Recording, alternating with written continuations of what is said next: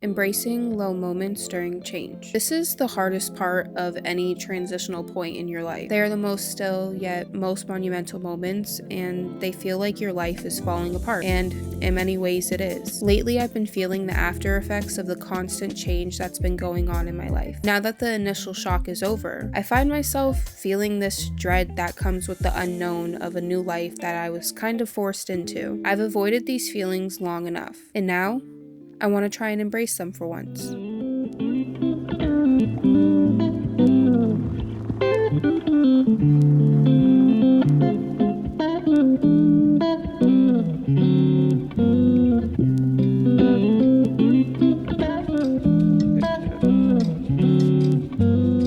A very typical, fun, and tiring morning for me is this. We often try to fight our feelings by forcing extreme routines or distracting ourselves with social media or whatever show that makes us feel less sad about how our lives are. It gives us this little bit of control that we feel like we're lacking. But that's the whole point of change. Change forces us to sit back, reflect, and take control of our emotions. It's weird because moments like this tend to be filled with the most growth. Although change is painful, it also is the most powerful. The constant feeling of discomfort as you're shedding the idea of who you thought you'd be. It's empowering knowing that you're getting through it.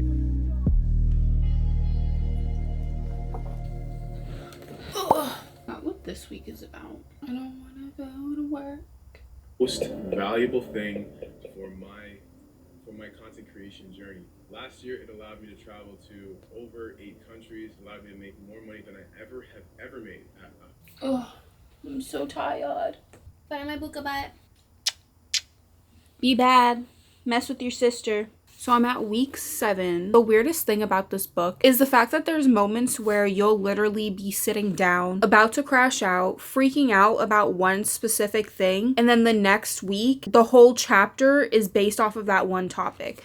Last week was weird because I was really stressing about money. This week is even weirder because I was beating myself up about not editing because I'm on week 3 for editing. I am at week 7. I'm so behind on editing, but I find myself constantly focusing on like what's perfect, what looks good. I don't like this vlog. I don't like the way this looks. So I keep on pushing stuff back. And guess what this week was? This week was talking about perfectionism and how as an artist, you don't allow yourself to be bad at things. I am that person. I don't allow myself to be bad at things just because the things that I did in life, I tend to be like good at, especially when it came to school. It was just something that was easy for me. But then as I got older, I realized the only reason why I signed up to do all these things in school is because I knew I was good at it and I knew it made me look better. It didn't bring me joy. It just made me look like I was smart. And, you know, nobody's actually fucking smart. Once you get into college and you work with people who have PhDs in the back of their name and DRs in the front, you realize no one's really that smart. We're all messes at the end of the day. Humans are flawed. It's a little weird how it fits perfectly in, and it kind of motivated me more to get some editing done. And I'm probably gonna get some more editing done tonight and then just try to get as much stuff as I can out because I have the material, I have the footage, I have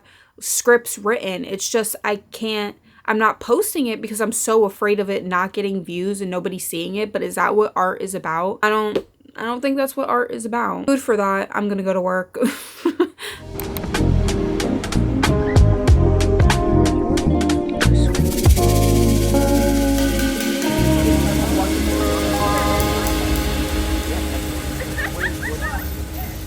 Recording where you take popcorn out the bag? Mm-hmm. Wow. Dude, look at those little tangerines.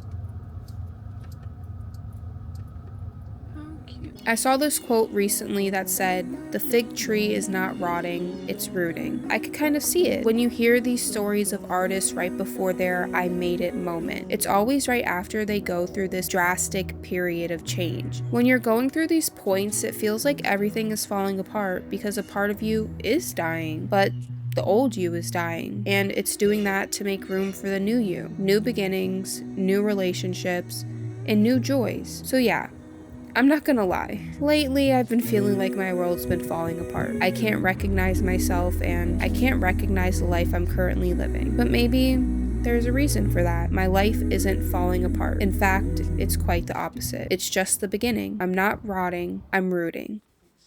We have to be very, very quiet. It's pretty windy right now and very, very peaceful. I didn't want to do this artist date, but for some reason it's bringing me more peace and comfort than the rest of my artist dates. I wanted to kind of go into some of the tasks because I think it's funny how I did some of them subconsciously. Ooh, you hear the wind?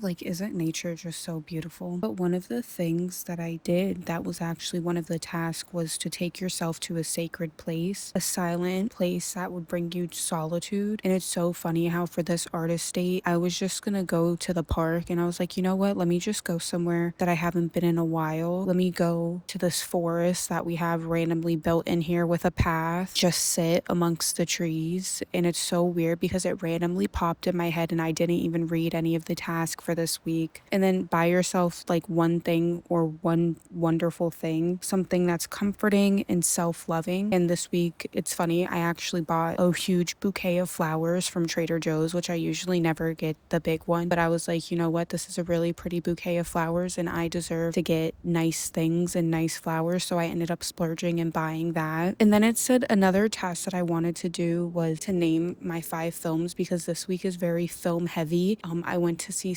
and it was life-changing and it made me so happy to be a filmmaker. But listing my top 5 favorite films is insane, but I could try to do it quickly. I always get interested in like what are the favorite films of my favorite filmmakers, so one day I'll be somebody else's favorite filmmaker, so I'm just gonna go into my 5 for now. Cinema Paradiso, which I'm not 100% sure if I'm saying that right, probably not. I'm gonna go with The Wiz. I love The Wiz and it's the only musical that I genuinely like actually enjoy.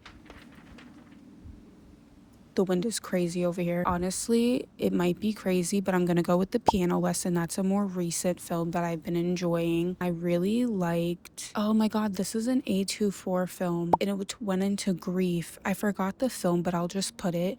It had a very accurate representation of grief and I really liked how it showed grief in a different cultural aspect that I'm not necessarily part of. And then honestly, Sing Sing. A lot of them are more recent. The reason why I'm not naming older films is because I tend to feel like I don't give newer films credit, and I do have a lot of older films that I like, but for now I just like wanted to talk about how much I've changed during this process. I'm more than halfway through and it's so weird to think that I'm a completely different person than I was when I first started this. I get kind of emotional because I think it really hit me how much I've changed within this last month and a half. When I went to the movie theater and saw these people getting excited to watch Sinners, and I thought, oh, I can't wait till people feel that way about me. In that split second, I don't think I've ever truly believed in myself more than that. And it's definitely interesting to see how much I've changed emotionally and spiritually. And it's weird because throughout this whole process, I felt like shit. Like I felt like dirty dog down shit. Like I don't necessarily feel well on a daily basis, but for some reason, me hitting these super low points at such a transitional point in my life has made such a significant difference, which I would have never believed. But oh my god, it's so crazy how different my life is now. I'm so like eternally grateful, and I feel like I'm moving closer to who I want to be and who I'm meant to be. It's such an empowering feeling knowing that I've been taking the chance on myself, and during one of the lowest points in my life, instead of falling apart, I allowed myself to fall into the dirt and turn into a flower that grew out of it.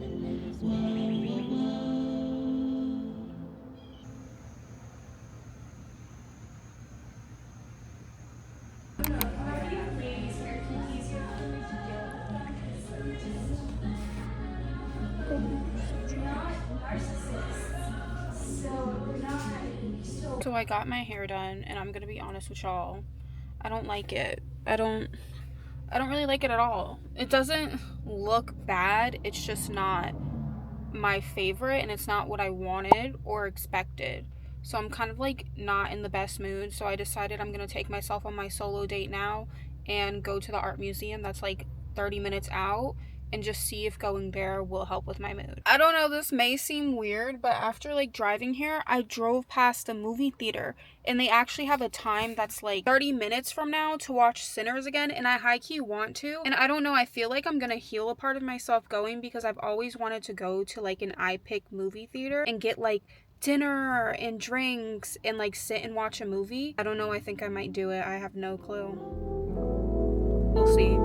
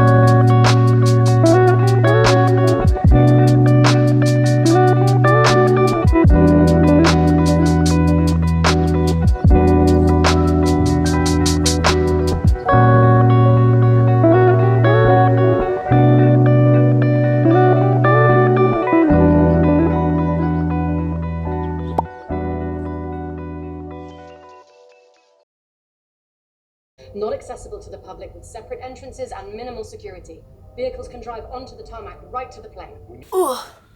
Hello, beautiful people. As you can see, I'm definitely in a better mood than the last time you saw me. But today is a new moon, which means I'm a new bitch. Period. One thing about the new moon and things you could do, a lot of people talk about setting intentions. I want to talk about another aspect of the new moon, which is cleansing. So today I already cleaned, I did my laundry, but another random thing that I did that I'm actually kind of proud of myself for was I went through the photos in my phone and deleted a whole bunch of photos specifically of a person who's not in my life. We all know who that is, but since it's the new moon, I'm not trying to like speak things into existence. So like this person, I'm not even going to mention their name and who they are and what they were to me. It's just, that's just the old version of me, and this person's not going into the next chapter of my life, so I don't feel like they deserve that energy, especially during the new moon. But I deleted a whole bunch of pictures because honestly I just felt like I was ready, and I'm really proud of myself for being ready and doing that. I also am gonna set some intentions because the new moon is the best for that. I am officially done with week 8, and honestly week 8 was the one week where I was just not feeling it. I didn't do any morning pages this week. I just wasn't feeling it. You could tell by like what I did with my artist date. I barely vlogged this week, so I don't know. Everyone says there's like a point in this journey where you kind of crash out and kind of like lose the energy and the motivation to do it. Week 8 was definitely that. Week 7 was my crash out. Like I had so many breakdowns week 7 that like you will never see and it will stay in my vault. Week 8 was like my down week. I was tired. I was annoyed. I just didn't have the energy. I didn't care. Now I'm starting week 9, which is so funny now that I'm mentioning how terrible I've been feeling for the past 2 weeks. Week 9 is about recovering your sense of compassion, and specifically compassion